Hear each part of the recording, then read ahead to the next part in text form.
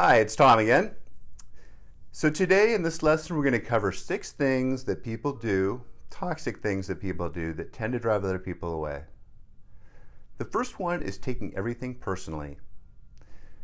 Now, when people react to you, when people are involved with you in some way, interacting with you, they're doing so through their own filter, their own perceptions, their own past, their own history, everything.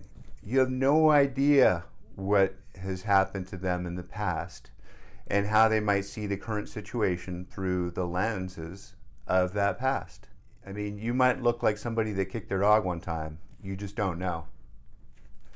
The second item is obsessing about negative thoughts. If you're obsessing about negative thoughts, maybe somebody did something terrible to you. Maybe somebody's suing you or really did something evil to you. Understandable, absolutely.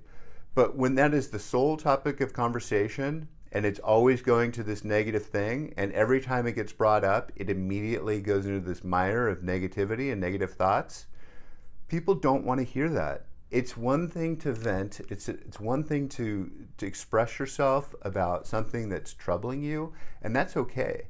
As long as you're hearing the other person as well, but when you go on and on about it, it's very tiresome. The third toxic behavior is treating yourself like a victim. Now, lots of things happen to us in life. There isn't anybody that's free of being a victim. Everyone's maybe had a really rough childhood. Maybe your parents weren't very good parents, to say the least. Everyone's had something really that would make your hair stand on end to hear it. In casual conversation, if somebody casually hurts your feelings and you act like a victim and makes them feel bad, then they'll feel bad. And it might feel good in the short term to make somebody feel bad about some maybe inappropriate comment or just thoughtless, careless words. But in the long run, that feeling bad will turn into resentment. And they don't want to be around you because nobody wants to feel like a bad person. And if you make them feel like they're a bad person to you, guess what? They're not going to want to hang out with you. Fourth item, really, it's just cruelty, lacking empathy, insensitive.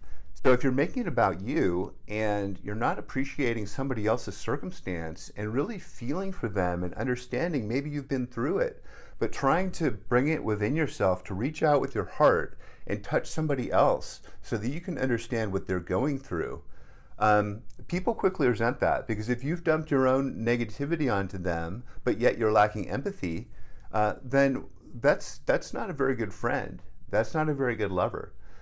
So you need to be really careful about that.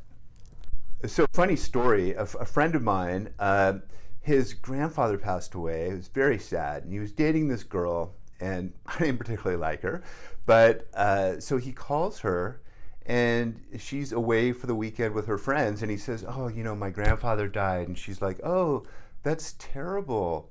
Are you still coming out for the weekend?" Oh my God.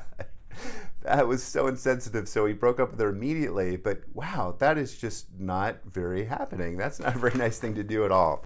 The fifth item on our list of things not to do is excessive reactivity.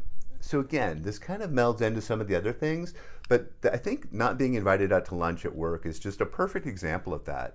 Because if you see a group of people going out to lunch and they didn't invite you and your feelings are hurt, and you show it, and they know that your feelings are hurt, the next time they want to go to lunch, they're going to think, oh, should we invite this person? Their feelings were really hurt last time. It's like, but their feelings are always hurt. They're going to be hurt at lunch. They're going to make us feel bad. So let's not invite them. Whereas if you don't have that reactivity and people are going out to lunch, you're like, oh, where are you guys going? Bye-bye, have a good time. Like it's no skin off your back. Even if you're really hurting inside and feel slighted, you can certainly once in a while say, hey, can I go with you guys? And they'll probably be like, yeah, no problem. Then be cool. Just be nice to people, and you'll see that eventually people warm up to you. And if not, you need to find different people that understand you better. So now the last thing on our list is needing constant validation. If you're going to your friends or your coworkers or even your boss, and you're asking for constant validation of what you're doing, if you're constantly asking somebody if you're smart enough, if you're pretty enough, if you're good enough, you keep asking over and over again, it makes people question what they're doing. It makes people question what they're validating. And it's frustrating for the person that's trying to help you. So the need for constant validation is very destructive. Just be more aware and more sensitive to other people. But I guarantee you, if you really look at these 6 things and catch yourself when you're doing them, your life will improve drastically. I promise. Thanks. Have a great day. I'll see you next time.